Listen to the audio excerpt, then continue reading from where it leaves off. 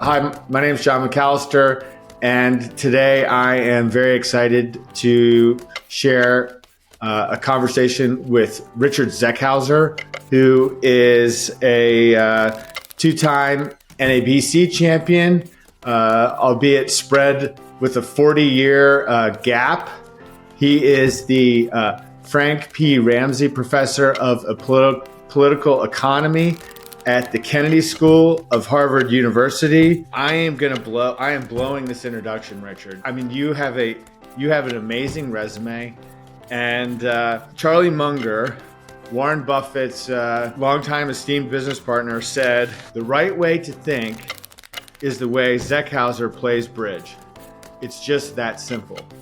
So you've made your mark in the academic world. You've made your mark as an investor. I was in a decision-making class recently online with a woman named Annie Duke, who's a professional poker player.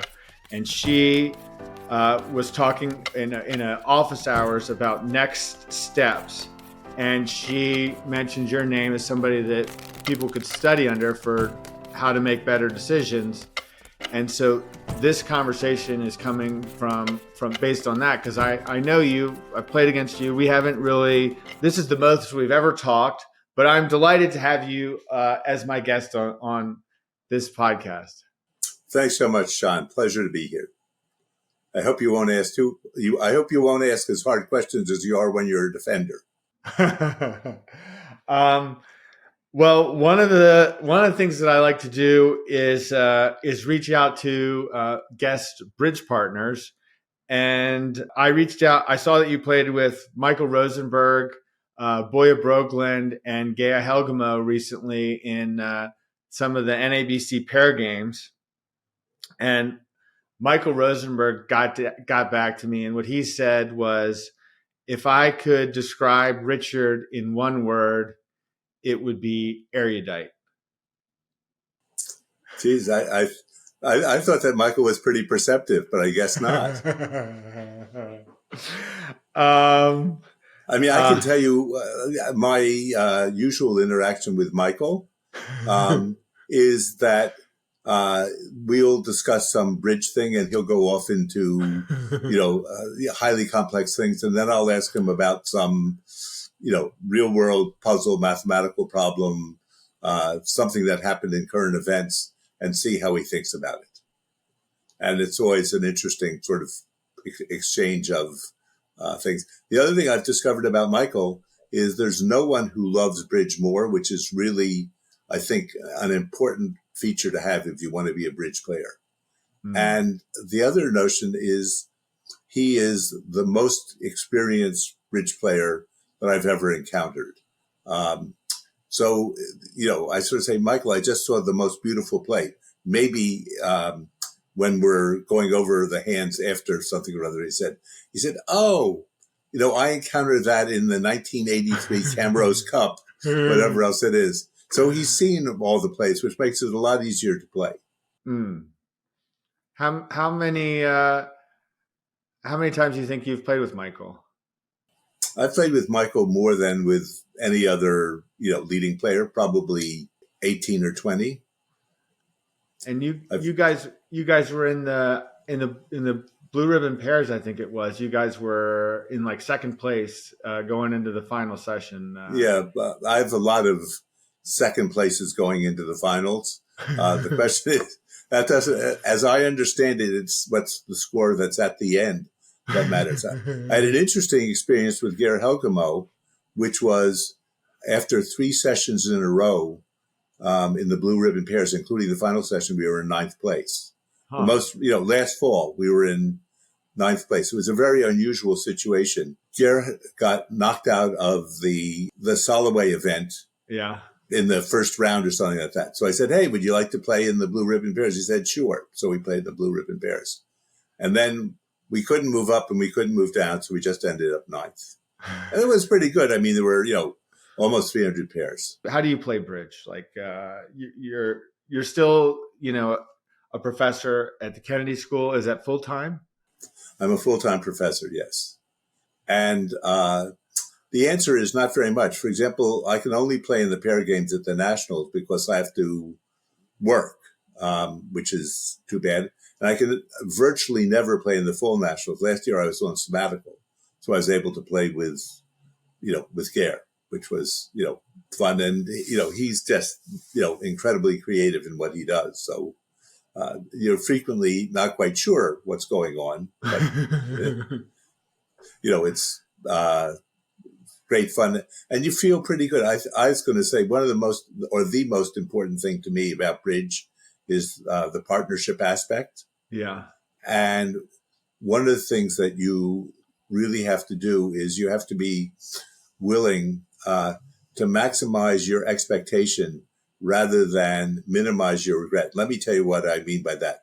Maximizing your expectation means you're going to maximize your score. If it's an imps, you're going to maximize your expected imp score. But sometimes people don't like to do something which could work out very poorly and you'll regret it a lot. And your partner's going to say you did something stupid, or you're going to say to yourself that I did something stupid. And you have to get over that and think about, even though I have a 20% chance of losing 10 imps, if I have a, 50% chance of gaining 5 imps, that's going to be worthwhile in a long match. And people don't like to do that. We're going to talk, I think, a little bit about behavioral decision making. And the pioneers in that field were two people named Tversky and Kahneman. Many of your listeners have read Kahneman's Thinking Fast and Slow. And their major contribution was something called prospect theory, where they found that people value small losses much more than they value small gains. So people, if you ask the typical person, will you take a gamble, an intelligent person, American bridge player, will you take a 50% chance of winning $10 as opposed to against a 50% chance of losing $8? They say, no, I don't want to do that. Well, if that's your attitude, you're not going to do very well at bridge. And sometimes that requires you're doing something, that will look foolish after the fact.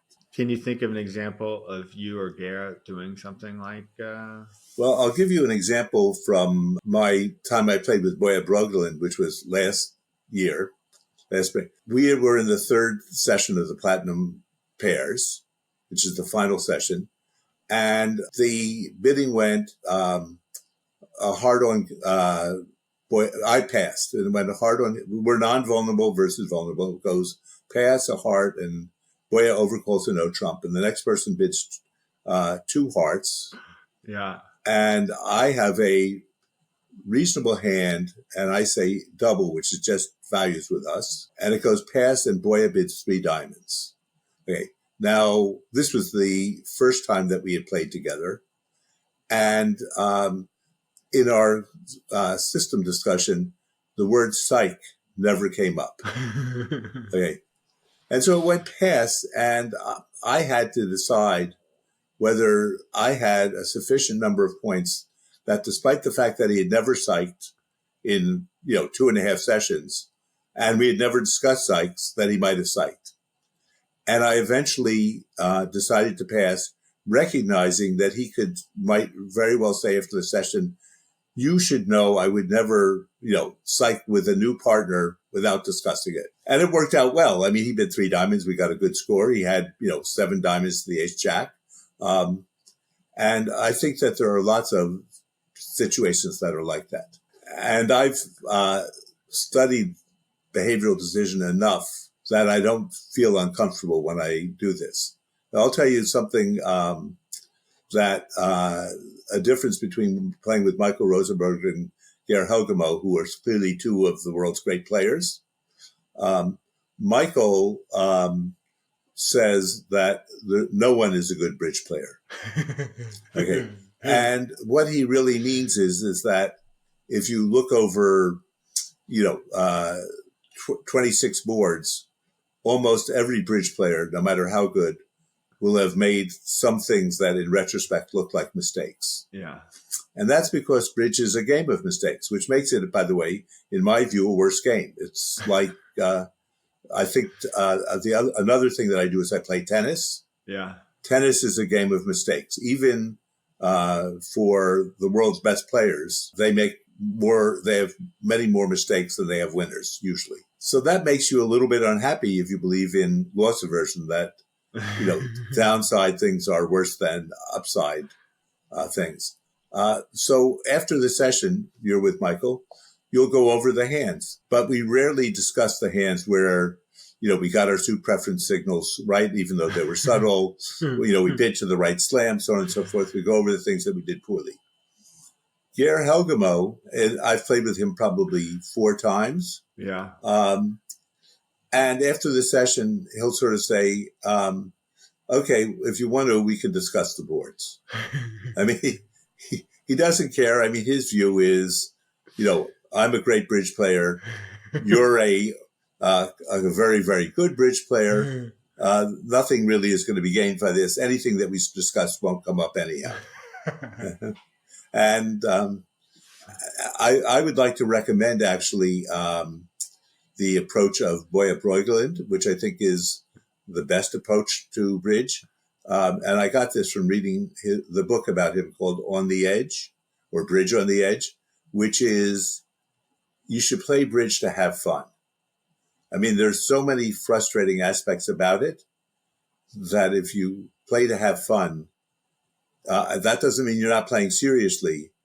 But after you get through the game, you sort of say, thanks, John. I really enjoyed that. That was, so terrific. And we had some good defenses. And I liked your witty remark to Joe in the 3rd round. And thanks for getting me the donut. And that's the way, I think that's the way you should think about bridge. So you asked me when I play or how I play. Yeah. The answer is I started playing as a kid when I was 11 years old. I played a lot in high school. We had 12 players in my high school out of, wow. It was a class with 540 kids in each class who were good players. Almost all of them, played in ACBL tournaments. And then in college, I started playing with Charlie Kuhn, who was a great natural bridge player, almost the opposite of, some of the people that I play with now who like to have elaborate systems. And we did something which relates to this, absorb your losses, easily. We had a lot of preemptive jumps. And in the 1960s, mid-1950s, not very many people played that way. So that gave us I think a significant advantage, aside from the fact that Charlie was a great natural bridge player. So we won, we won the Blue Ribbon Pairs. We won quite a few regional events. We came in second in some national events. Then I had a family and I sort of hardly played for 20 years, played, maybe one national and one regional event a year. And then when my kids were grown up, I started, playing again. The first serious experience I had was playing on Malcolm Brockman's team, where I was neither paid nor paying. I was the only person on the team who was neither paid nor paying. And that was great because I got to play with Paul Soloway and I got to play with Eddie Wold. And, I had to change the style of bridge that I played because they played 2-over-1 and they played, much more elaborate systems. And what I played wasn't as elaborate as they played with their best players. That's right. But, that was a terrific experience. And then, many years later, I played with people like Michael and, Geir and Boya, a little bit. And now I get to play in 2 nationals a year. I play in 1 regional near here a year. And I play online most frequently with a terrific player named Marianne Mikkelsen, who's a Dutch woman who lives in Sweden.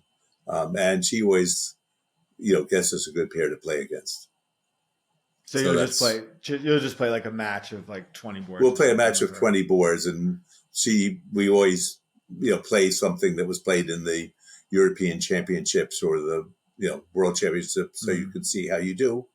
And we've been, I think more than held our own against, many of the world's, top players. So that's fun. And I think I may have a slightly selective memory and not remember the times that we lost handily, but I think that's what you're supposed to do. That's recollection bias, right? Well, that's not quite recollection bias. Recollection bias is that when something happens, you think that you knew something very unusual happens. You think you knew that it was likely to happen, Right. and or you misjudge what you thought, and also to some extent, recollection bias is you don't really update your probabilities very well. If you thought you knew that it was going to happen, when it happens, then you don't change your assessments sufficiently. And reading Kahneman's Thinking Fast and Slow, you'll discover many things like this that you do. I mean, of course, he discusses the ones that he and Amos Tversky came up with, but that's a good place to start. So you played with Gare last fall in the Blue Ribbon Pairs. It was because he got knocked out of the Soloway. Like, what was your plan? That didn't happen. What was your plan? Who were you going to play with? I was going to find somebody who was knocked out of the Soloway. I figured I would be able to find a good partner and possibly someone that I knew. One of the embarrassing things for me in going to the Nationals is, John McAllister will know there are, 400 people there, and I'll know 80 of them. I'll know 80 people. So, but Marion was actually the one who sort of said, "Oh, Gare got knocked out." I asked him if he wanted to play with you. He said yes. I said, "Oh, that's great. Yes, I'll play with Gare." We had a 12-minute discussion as to what we were going to play. As far as I understand, as far as I can remember, we didn't have any significant misunderstanding, because he plays, very naturally. So that makes it, easy to play with him. But, we're giving up a lot by not having, some of the understandings that I'm sure you have with your partners. So what do you and Michael play then? Like, Michael and I have a system that, we play 2-over-1. He claims that a lot of the treatments are mine, but I know that they're overwhelmingly his. And I just, we've agreed to disagree about that, particular element of the game. And the one thing that Michael has significantly changed my game that I can recommend to everybody is he sort of said, we just play a lot of suit preference signals. And my guess is of his criticisms of me after the game, 40% of them were, you didn't recognize that when I played the 3-2 of clubs that I was really calling for hearts on that hand. Because, as subtle as, normal suit preference signals are, he can be more subtle still. But I will also say that in our many times of playing together, Michael has never, had a harsh word. And I've never had a harsh word. And one of the things that amazes me about bridge experts is that many of them can't control their, criticisms of their partners. I mean, it's one thing to sort of say, you should have recognized that my, 3-2 of clubs meant such and such is very different, which is, I've told you this 1,000 times, type of notion. I mentioned Malcolm Brockman and Paul Soloway. So I saw Paul play with Malcolm on many occasions. Paul was a great player. Malcolm was not a great player. And Paul, though Malcolm was a saint to him, I mean, he helped him through medical problems, financial problems, life problems, would sit at the table and say, Malcolm, you're an idiot. I've told you, things like that. And I don't think, maybe Malcolm was a masochist, but it struck me as being somewhat bizarre. And when we were playing in the Platinum Pairs this spring, an individual, I won't mention who it is, but clearly one of America's top, 5 bridge players was playing with another super player, not quite his thing, and playing against us, he yelled at his partner. And I thought it was just bizarre. It was a new partnership, a relatively new partnership, but I can't believe that almost anybody doesn't play worse when somebody's just yelled at them in the middle of a thing like that. Yeah. I mean, that's kind of like good for me to hear because sometimes I succumb to that. Well, I suggest wait till the bathroom break. Go into the bathroom, go into a stall and yell at the toilet. And you can say you stupid thing. In preparation, I always like to brag about how well I prepare for these interviews. And so you suggested one article that you had written called Investing in the Unknown and Unknowable. And I used to work for a hedge fund, and we were a quant fund. And my boss used to he didn't think much of the efficient market hypothesis. In paragraph 15.1.1 of this article, I would say that in one sentence, you essentially shot down the whole efficient market hypothesis. The sentence was, when the probabilities of future states of assets are known, as the efficient market hypothesis posits, wise investing involves solving a sophisticated optimization problem. So Boya, I also reached out to Boya, and he told me about the psych that you fielded. But he also said that he was happy to play with you in the Platinum Pairs in Memphis, and that I should say that to you. Oh, well, that's good news. I mean, it was, there's another notion in behavioral decision, which is that people pay a lot more to go from a 3% probability to a 0 probability than they would to go from a 10% probability to the 3% probability. So that if you ask someone, you have a dread disease, and we can cut its incidence from 10 to 3. Yeah. What would you pay for? What percentage of your future lifetime income would you give up? It tends to be less than they would pay to go from 3 to 0. So Boya told me a little while ago that he would like to play, but he wasn't sure he could play. Okay. But he thought it was likely. Yes. So I thought that was 3%. Okay. But now it's down to 0%. Not quite. So do you know the reason that I played with Boya? Yeah, I do actually. Yeah. Yeah. I mean, so you can do it yourself, but basically I was supposed to play with Gare. Yeah. Gare's visa got screwed up.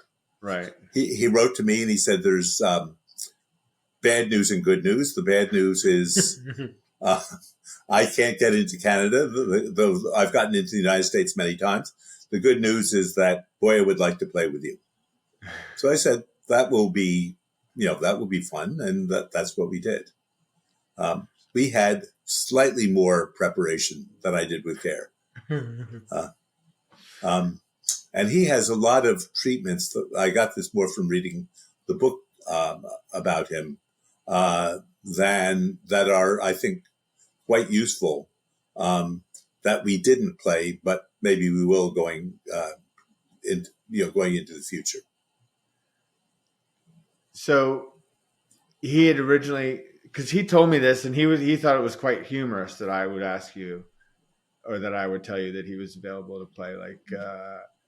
Well, I'll laugh then. But it is useful. But you should understand that the way I learned, I mean, this may be my future relationship with Boya. I mean, the first time I only learned the day before that I was going to be playing with him. And the second time I think we both enjoyed our game. Yeah. And I think we both thought that we could do better. Right. We sort of said, well, we'll try and play again in the future. And then I read his book and that made me want to play with him more. Not because he made so many great plays, but because I thought his philosophy was a good one. And so now I know, but now I'm at 1%. I didn't really get to 0%. By the way, in one of my papers, I refer to getting to zero as zero worship. And people really do worship getting to zero on their wrists. Why do you say zero in this case with Boya? Like, I don't understand how you're... No, what I'm saying is you said he was going to play. Yeah. I think that when the guy has to come from Norway to get to Memphis, there's some chance that something will go wrong. Right, yeah. So it's 1%. And, I'm older than the average bridge player, even though the ACBL is aging a year per year. Yeah. And I tell people, look, there's a 10% chance that my wife or I will be, sick. And that I'll, but I'm almost certainly will let you know, a month in advance. Thus far, that hasn't happened, but anybody can get COVID type of notion. So you stopped playing, like you won the Blue Ribbon Pairs. I then played, I played until about 1972. I played mostly with Charlie, but then I would only play, maybe one national year, one regional year. I would play locally because, my kids were around, and I don't know if you're married, but if you're married, you have to more or less get a little bit of permission to play unless you're a professional bridge player. Right. So that was my situation. And then, just as my kids were getting reasonably old, I started playing with Malcolm. And how did you and Malcolm become friends or become bridge partners? Well, I met him at a bridge tournament originally. I mean, Malcolm was, for his, let's do this in a nice way. Okay. Given his bridge ability, he was the smartest person that I knew. Meaning, I can take a level of bridge skill and see how smart you were. Malcolm was first in his class at Yale, majoring in physics. Oh, wow. So he was a really super smart guy. He wasn't a terrific bridge player, though he did win a world championship. But he was a super successful, he owned Seagram's, right? Was that? No, you're thinking, no, he doesn't. He didn't own Seagram's. He was an oilman. Okay. And he owned an insurance company. You're thinking of Bronfman, Bronfman. He's Brockman, Brachman. Okay. And he was a lovely, lovely man. We were good friends. I think we were good friends in part because, he was, an intellectually liked hanging out with a Harvard professor. I liked hanging out with him. He was, just a lot of fun. So that was. Did he live in Boston? Good. No, he lived in Dallas. And it was interesting. He was just he had a tiny oil company. Maybe he had 20 or 30 people working for him, but he was just very, very good at drilling oil wells and having the oil wells be successful. My wife and I invested with him 3 times. He had, half a dozen wells, which were sufficient to support him for the rest of his life. Unfortunately, none of them were the oil wells that we participated in. And we basically put in $100 and got back $160. That type of thing. So I wish that he had directed me to the correct wells, but he didn't. Nobody knows when you drill oil wells how you're going to do. So it's in your bio. It says that you're also, in addition to being a professor at the Kennedy School, that you're also involved with a real estate. I've been involved with a variety of companies, over the course of my lifetime. Most of them have been companies where one of my students or one of my friends started it, and I was sort of a pretty critical advisor to that. The first one, I was partners with a man named Victor Niederhofer, whom, if you've been an investor, you may have heard of.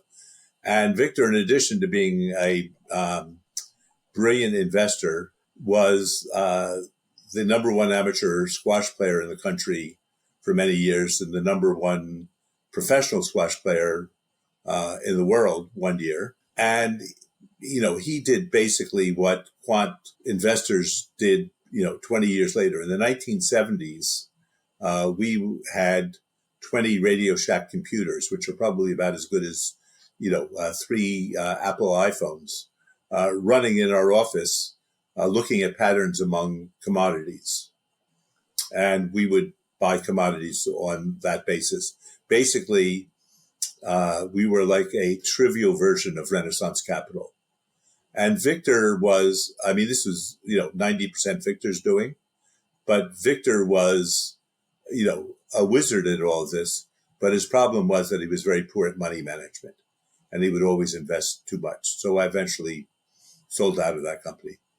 And then there were a couple of small companies that I was a board member of, both of which were run by my friends or my former students, one of which developed the video compression algorithm for the internet.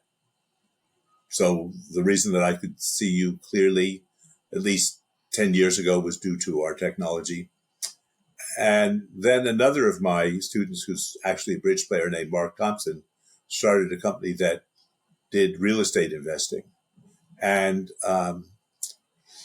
it's been going now for 40 years. I joined it officially about 20 years ago. And the interesting thing is that your expected rate of return in the stock market, I presume many of your listeners are interested in investing, is about 8% a year. And your expected return as a real estate investor, what, developers generally earn is, 18 or 20% a year. Now, these developers have special skills, which I certainly don't have. But what our company does is we say to developers, look, we will put some money with you and you will take something off the top. So we'll end up earning, we actually earn net 18% a year. Our developers earn 23% a year. But that's just the normal rate of return if you have those skills. And to some extent, that's what I've done. I call that, sidecar investing. Otherwise, I've got a big, powerful motorcycle that's pulling us along, and I ride in the sidecar, and we do provide some value to them. We provide financing, but we also talk to them about how to finance things. We talk with them as to what we should invest in. And that's a little bit the way you should play bridge.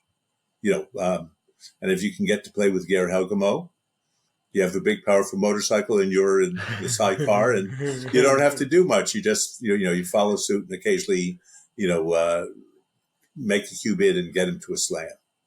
That type of notion. I think that the skills of decision theory, bridge, and investing all sort of flow together and reinforce each other. So many things that I write about, I learned about because I played bridge. How to think about small probabilities, how to gauge probabilities effectively. And I think, if you read the Bridge World or the ACBL Bulletin, there'll be lots of articles about how a guy played a hand better than somebody else and he had a 2% edge or a 3% edge. Virtually never do they sort of say, what do you think is the likelihood that, with nothing else, that your partner has, he's just preempted at the 3-level non-vol versus non-vol in third seat. What's the likelihood that he has, a 7-card suit as opposed to a 6-card suit, which is quite critical. And they should ask the question, and then you get better at saying, oh, that's really more closer to 30% than 80%, even though your principle is to play with 7 cards, because in third seat non-vulnerable, he will open almost any 6-card suit, and 6-card suits are dramatically more likely than 7-card suits. So I just want people to start to think in terms of subjective probabilities. And I've done lots of studies as to how good people are at coming up with subjective probabilities, including what's the likelihood that the next car that goes by is green. And you start to discover that when what you say is 30% really is only 10%. So you learn to calibrate yourself better. So some of it is a general skill, and some of it is applied to bridge situations.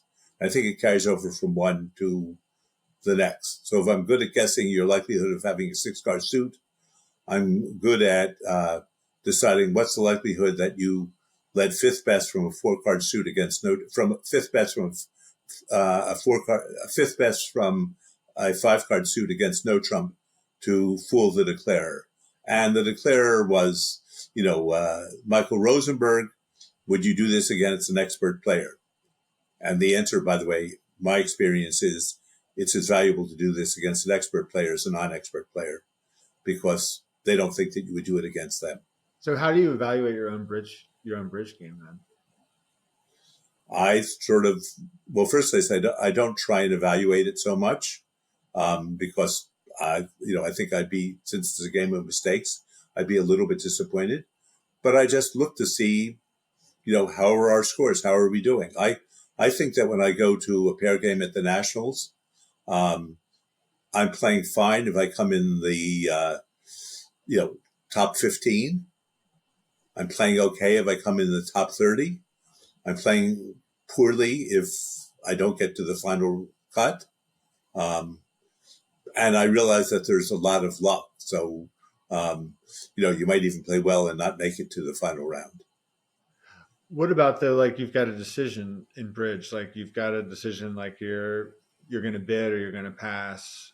How do you evaluate those situations in hindsight?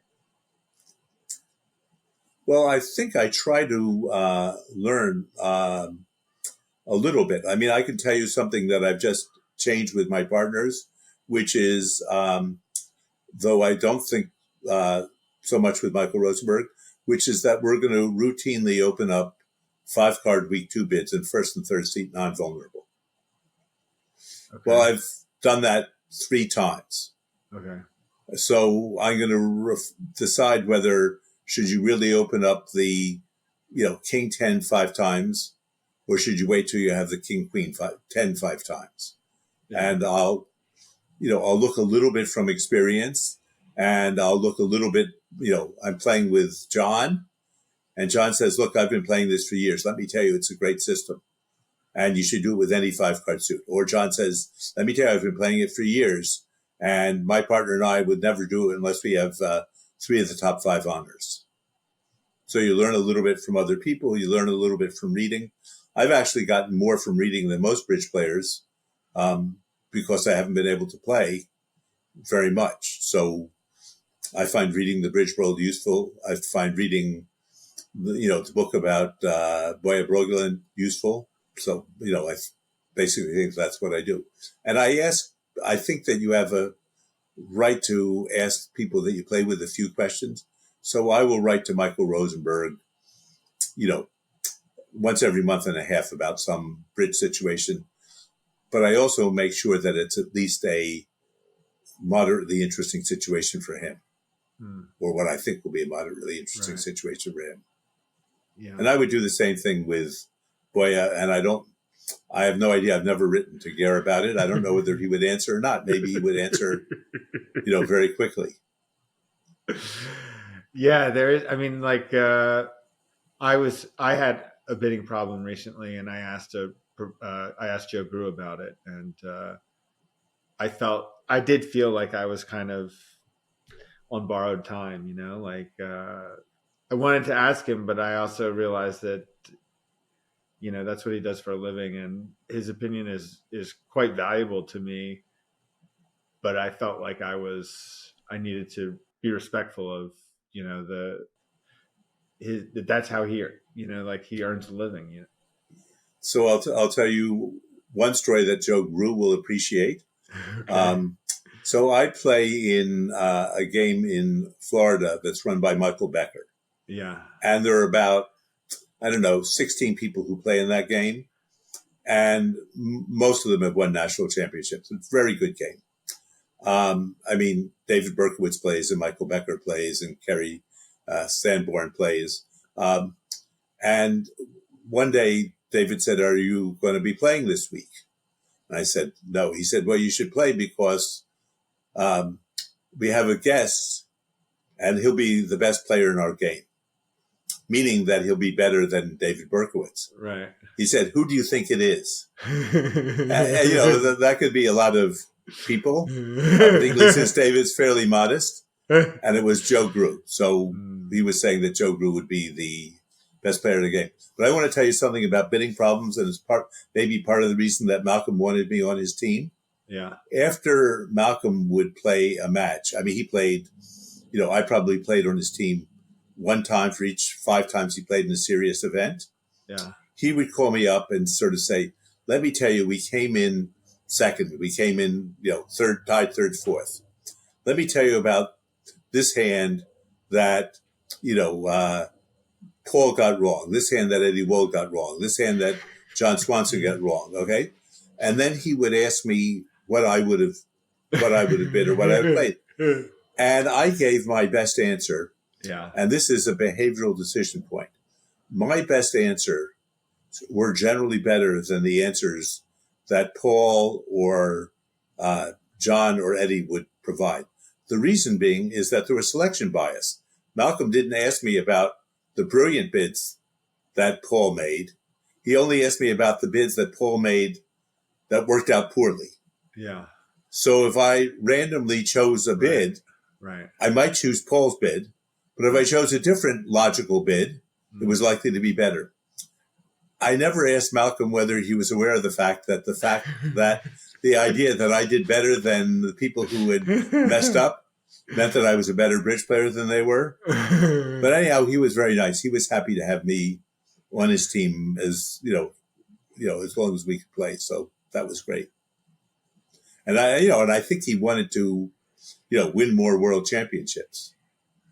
What was the world championship that he won? He won I don't know the year, but he won it, I think, in Buenos Aires. It was definitely in South America. Okay. Do you know if it was the Bermuda Bowl or? It was the Bermuda Bowl, yeah. So it was a good thing to win. Was this recently that David asked you about Joe Grew? Yeah, I would say it was a year and a half ago. Oh, okay. And Joe Grew was just coming down to Florida to right. I don't know, get some sun. Because he was supposed to be. Well, Joe was played in that game. I think like a week or two ago. We were supposed to play a regional in Fort Myers last week, but obviously the Hurricane Milton undid that. Right. No. I presume he's down in Florida. He wanted to play in the game. What did he say about the game? Well, he was more talking about playing golf with those guys. That's the thing. These guys are all good bridge players, but they're really more interested in playing golf than playing bridge. Indeed, if you ask, I've asked David to, go to a show or something like that. He said, no, I can't do that. It will interfere with my golf game. And they talk about it a lot. By the way, this in terms of yelling at partners, we had some players in that game. Understand these people play every week. There's usually 8 people, occasionally 12 people. That there were people who not only yelled at each other so much, so you'd hear it at the next table, but who refused to play with the other person. We would draw, lots basically to see who was on a team. And so it was you, me, David Berkowitz, and Michael Becker. And, David and Michael got along, perfectly well. But the two of them would say, we can't play together. And you'd sort of say, okay, you play with Michael, I'll play with David. And it was just sort of amazing to me how much this, hurt their play. And there were a number of people there who would just, start yelling as soon as anything went wrong. Fortunately, the mean age at that game is probably, 78. And 2 of the worst offenders no longer play, sadly, because they're no longer with us. So it's a little bit like the ACBL, and you sort of say, where is so-and-so? I haven't seen him in a long time. And, he may have dropped out. Have you played any rubber bridge? I used to play in high school. I used to play we would have imp games, at people's houses. But I used to play rubber bridge with a very good bridge player who was a bridge professional named David Strasberg. And I would play, you wouldn't have heard of him, but I would play for a penny a point, and he would pay for, 2.9 cents a point or 4.9 cents. We'd play a set match. So he wanted me to play as his partner. That was the only serious rubber bridge I played, but I wasn't playing for a serious stake. Yeah, I would play, rubber bridge if there were a good game here, not for enough money that it really made a big difference to me. I don't think when you play in Michael Becker's game, if you've had a really bad day, you might lose $250. And I don't think rubber bridge is,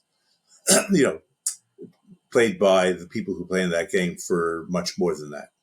Yeah. Though they'll play for poker for much higher stakes. So, but you're today, this conversation, are you in Boston? I'm in Boston, yes. Okay. But you have, you're listed in the ACBL as Hobe Sound. You can only list in one place. So I'm in Hobe Sound, and fortunately our house survived hurricanes Milton and Helene in part because we were on the East Coast. By the way, I'm realistic about risk there. I tell my children that our house is for them. And I tell my grandchildren this house is not for them. And it's not that I don't love them dearly, but I think that with climate change, our house, which is directly on the coast, may not survive another, 40 or 50 years, particularly if storms intensify. What did you think of the decision-making around COVID? I thought, well, first we have to decide the decision-making of the nation versus the decision-making of individuals. Okay. So I think that the nation, I'll give you the first example. When COVID came along, even though Trump's not a big fan of government, we did develop Operation Warp Speed, where we developed vaccines quickly. But what we didn't do at that time was we didn't build our vaccine capacity. So as soon as we started building the vaccine, we should have started to build the vaccine capacity. So as you remember, when COVID shots first became available, they were very hard to get, and they were allocated to first responders and to people who had a lot of conditions. And it was obvious that we were going to need the vaccine manufacturing capacity. So we should have said, John, I'm going to get busy trying to find a vaccine. You get busy building vaccine capacity. And then if I'm successful, which may only be 50% likely, we'll be able to give people vaccine shots. So that, ended up leading to many, many deaths, many, sicknesses. So that was, sort of, in my view, a significant problem. The second thing that we did is one of the things that I'm an economist originally, worry about is opportunity costs. And we didn't worry about the opportunity cost of kids not going to school, and we didn't even attend to it. There weren't articles in the New York Times of how much kids are losing from their schooling. Particularly, my grandchildren did fine. They went to a school which had all its lessons online, and they probably got, 90% of what they would have gotten in person, or maybe 85%. But the kids in the Boston public schools did very poorly. And only, 2 years later or 3 years later did we recognize the vast loss of learning capability. And we didn't monitor, that at all, basically at all. You could have taken tests at the time to see how the kids were doing. So that was the the cost of developing the vaccines and administering them were trivial.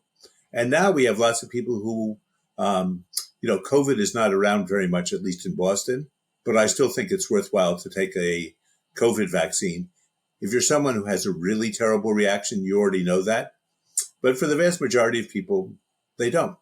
Have you taken a COVID vaccine now? Your booster? Not since I took one booster. I took like a full vax and then one booster. Well, I would urge you to take another booster. I think it's a rational thing to do.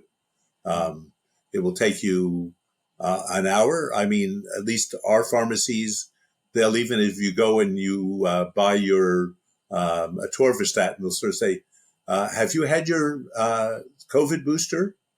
Because they make, I don't know, $20 when they give you a COVID booster. So there's plenty of vaccine available.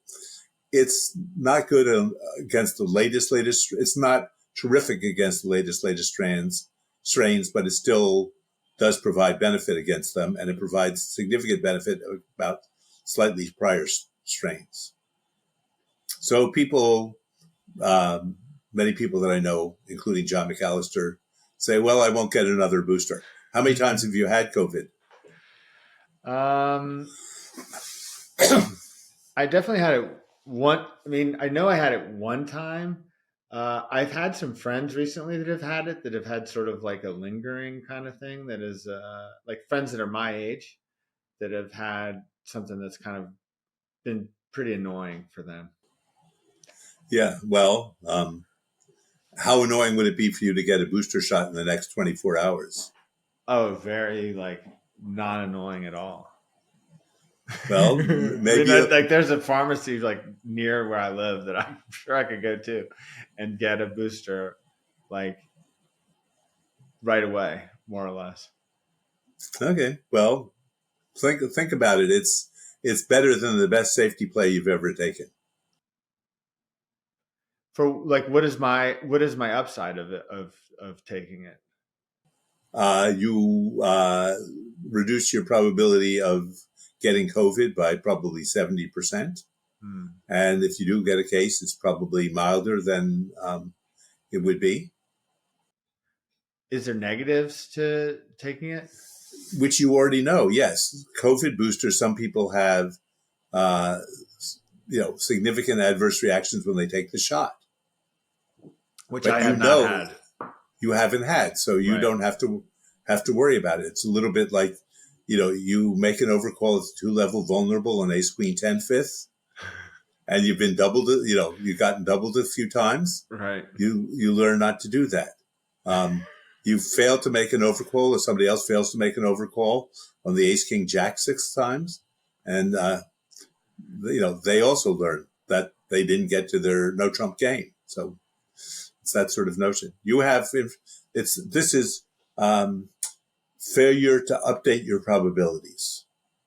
And the other notion is that people treat the downside of having a sore arm and maybe even a headache for a day as being really significant relative to the dramatic upside of avoiding the thing. Now, one of the problems with vaccines is you never know whether it protected you.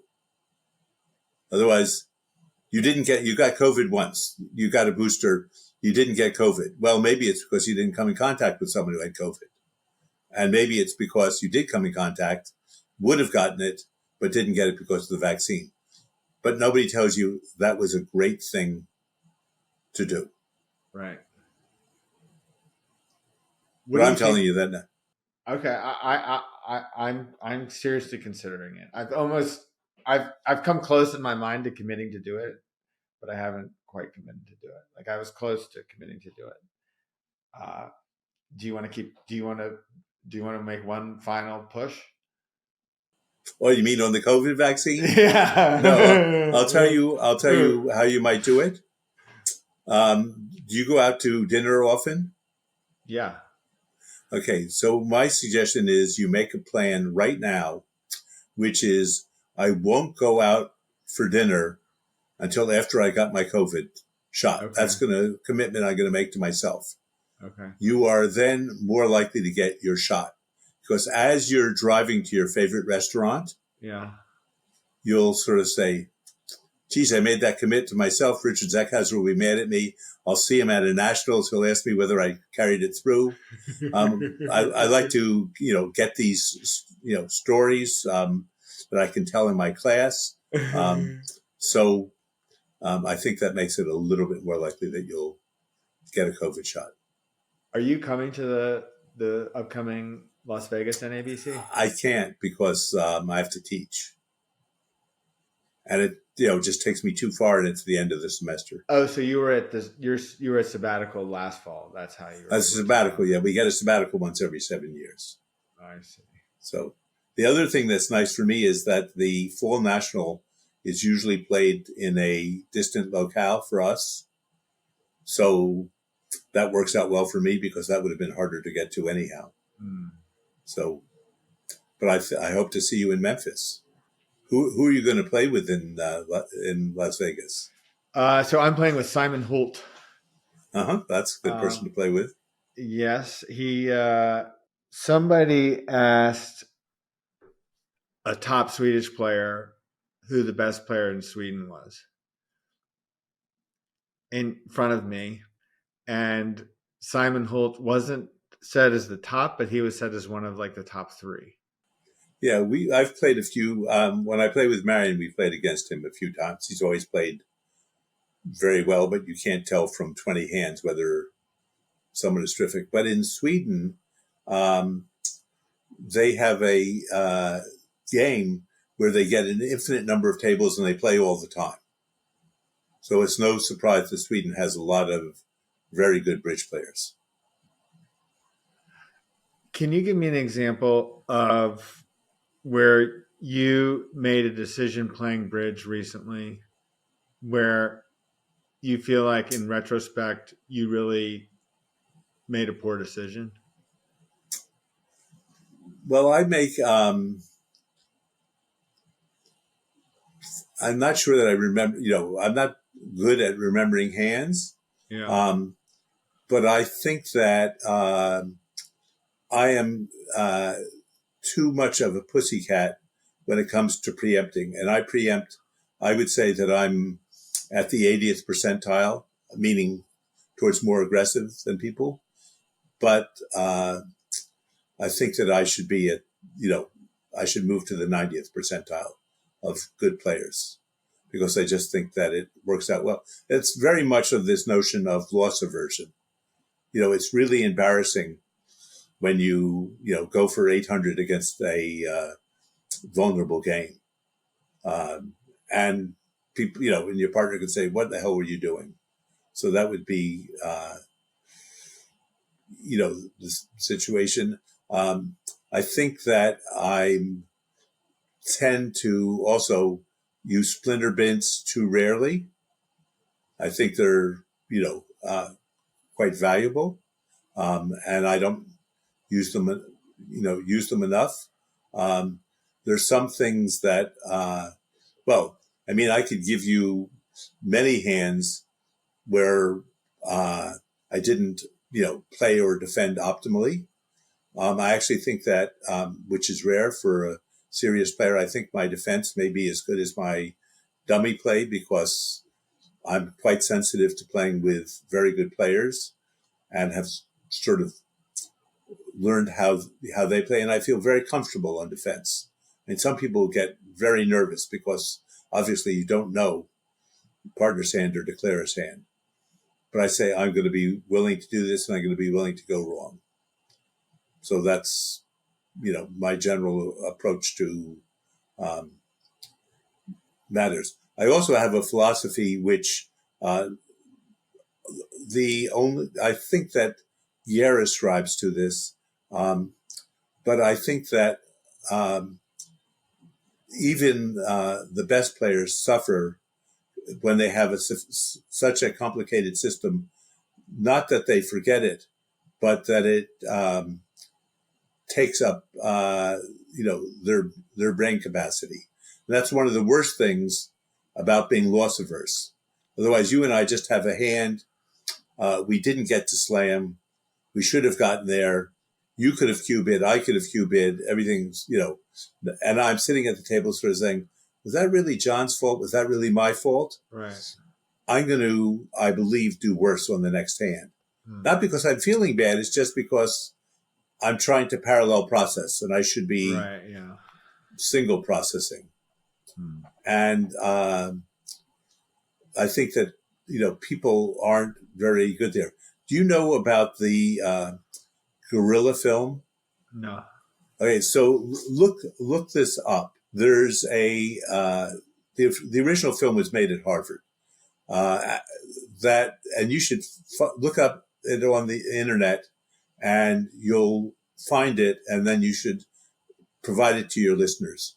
So there are a group of kids in a room, and they're playing basketball. And some of the kids have black shirts, and some of the kids have white shirts. And you're told to count the number of, they're throwing the basketball around, count the number of passes, and maybe even count the number of passes in the air and count the number of bounce passes. And then a person in a gorilla suit walks amidst the players. I mean, he walks right to the group, pounds his chest, and walks on. And then I sort of say, John, how many passes and how many bounce passes were there? They say, I think there were 11 passes and 7 bounce passes. I said, did you see anything different, anything unusual? He said, yeah, well, the one guy passed it most of the time. And I sort of say, anything else? And you don't see the gorilla. Yeah. And there are lots of other videos that are like this. Yeah. And that's the way I think it is when I'm worrying about the last hand. And that's taking up some of my mind space, and I can't focus on this hand. And generally, that doesn't matter because, 90% of your bids are pretty prescribed, and 90% of your plays are pretty prescribed. Yeah. But when there's one that's not prescribed, or when there's a thing where you should sort of say, now's the time to stop and think, you're not going to do it. So, I mean, that's pretty convincing that we're poor decision makers. Now, unfortunately, anybody who listens to this and looks at the gorilla video, I'll send it to you if I can find it. Okay. Will now know what to look for. So they're going to have to show it to their, boyfriend or their girlfriend or their spouse, their child. Right. So I think that that's part of the also a problem of having an extremely complex system. There are some people for whom it makes no difference whatsoever, and they can easily, absorb the entire system. But I'm not one of those people. What's the nature of this Munger quote that I opened with? How well, I teach a course called Behavioral Investment Decisions in Behavioral Finance. Okay. It's an executive program, and we've run it for 30 years. And Charlie was my first dinner speaker. And I suspect we may have discussed bridge a little bit because his partner, Warren Buffett, was such a serious bridge player, or is a serious, plays so often. Yeah. But I'm not exactly sure where he got that from. I hope he got it from. I hope he got it from Paul Soloway. I'm not sure that that's the case. Is this the thing that just happened recently? Because I saw Annie was you just did like a 2-day. It happened. No, Annie, we're doing it next week, and Annie's come up to talk to our group, and then she's talked to our group online, and she's going to talk to our group at lunch again online. By the way, don't think of her as just a professional poker player. She also very recently finished her PhD, which she started, 25 years ago. Very unusual to finish a PhD at her age. And she's just a super smart and super entertaining woman. And she writes, very, entertaining and, in my view, instructive books. So I would, her most recent book was Quitting. I thought that book was interesting, that people don't quit their, activities often enough. And I like to talk to her. We often have conversations that will go on for quite a while when we discuss that. I think I suggested to her that she should try write a book called Trying. This is the notion of getting option value. Let me tell you a story that has nothing to do with bridge, but I can relate it to bridge, which is, let's assume that your favorite restaurant in Charlottesville is a Thai restaurant, and you go there once every, 2 weeks. And then a new, it's called Lotus Blossom. And then a new Thai restaurant opens up, which is called, Bangkok Bistro. And so he says, hey, Bangkok Bistro is really good. And you sort of say, no, I like Lotus Blossom. I'll continue going there. Well, my view is you should try Bangkok Bistro at least once or twice because you might like it better. And even though in expectation it will be worse than Lotus Blossom, maybe over, if it proves to be better, you can then go there another 100 times. So you're getting an option value. The same thing is true about bridge systems. For many years, playing with Charlie Kuhn, I played Go As You Please. It was going to be, when you come back to bridge after a hiatus, it's going to be hard to play 2-over-1 and forcing no trump and things that you've never played before. But I immediately said, I could have had Paul Soloway play my system. I immediately said, there's option value here. If I like it and I'm able to play okay with it, I will switch my system. So I switched my system. The idea that I should switch some minor treatment would not be a good idea because that would take mental capacity and would come up so rarely that it's not worth it. So I think a big switching system, might be worthwhile. So if I were going to if I was going to play bridge for another 10 years, I probably would try out a system where I open up a club with 2-card suits and transfer it to one level. I think theoretically that's a superior system, but it would take me a little bit of a while to get comfortable with it. And I think its advantage is not as great as the advantage of 2-over-1 relative to Go As You Please. And I may be wrong. I had a question I was going to ask you, up until one sentence prior to you stop I can't remember the question you were going to ask me. I know what it was. Have you ever invited Annie to play bridge with you? No, I'm not sure. Does she even play bridge? I'm not sure.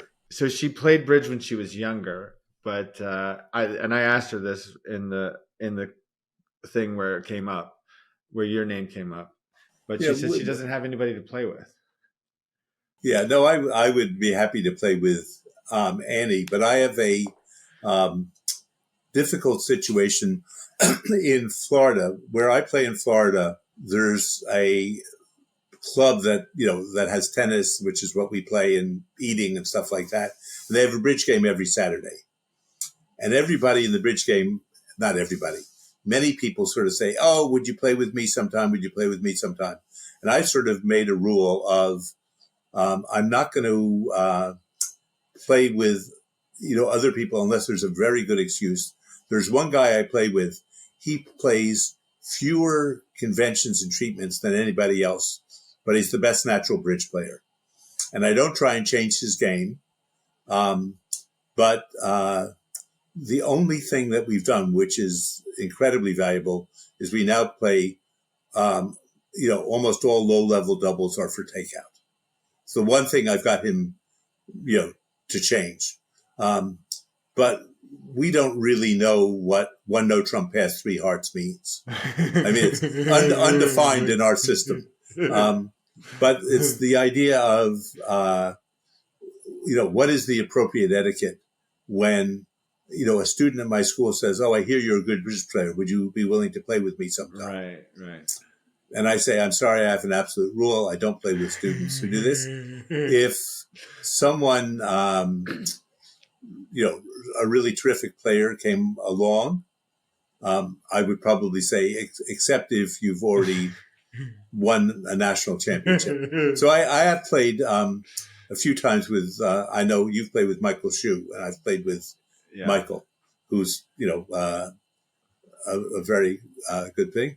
I tried to get Finn Kolesnik into Harvard, saying that he was a terrific bridge player, but he wasn't accepted. But I would have certainly loved to have played with him. Right. There's a real notion also of being gracious to people, but not. I could play in Florida. I could play with a different player every week. Yeah. Never really enjoying it. I understand. But Annie would be different. So you said she said she likes playing bridge, by the way, but she just doesn't. I think she just. No, it's more that she doesn't have. It doesn't come up for her. It's like she doesn't have the opportunity to play. You said Malcolm was number one in his class at Yale. Right. You graduated summa cum laude from Harvard. Do you know what your class rank was at? They don't tell us our class rank. There are a number of people who are identified as having graduated first or third in their class at Harvard, and they're making it up. I don't know where I was in my class, but I'm sure it was fine. I have to say, I'm going to. So you suggested this article, Investing in the Unknown and Unknowable, as the most relevant of the articles you've written for me. And and I just want to say that I was a pretty mediocre student at the University of Virginia. And I think that if I had had the opportunity to learn from you when I was in college, I really would have enjoyed it, because I've got, some highlight, I really endeavored to understand the material that you shared. And I just want to say it's been a real pleasure to get to engage with you, both, in person through email, but also through your scholarly works. And I'm, very excited to see you at the Memphis NABC. Hopefully we'll be playing against each other in the finals of the Platinum Pairs. I'm going to play with Joe Grew in the Platinum Pairs. So that's better than anybody in Michael Becker's game, which includes, and since I play in Michael Becker's game, that includes me. That includes David Berkowitz. No, Joe Grew is an incredible player and also a very personable person, which I take. By the way, I should stress all the people that I play with, I really enjoy, or I wouldn't play with them. I mean, I'm including of the professional, and each of them has a very different, some of them are quite quirky personality. Yeah. But in my theory that bridge should be fun, if you don't enjoy playing with someone, you shouldn't play with them. I mean, it's just taking up too much of your life. But anyhow, thank you so much for this interview. I learned something from being questioned, including some questions that I realized I didn't do so well on. Interviews are sort of like bridge. You're more concerned with your weak answers than you are with your brilliant and incisive answers. So thank you, John. Well, it's been a pleasure. And I think, I'm looking forward to the opportunity. Like, there's some pressure here, like as an interviewer, like I've got this erudite, real legend of Harvard University, 50 years at the Kennedy School. So I feel some pressure to really bring you out in the best way possible.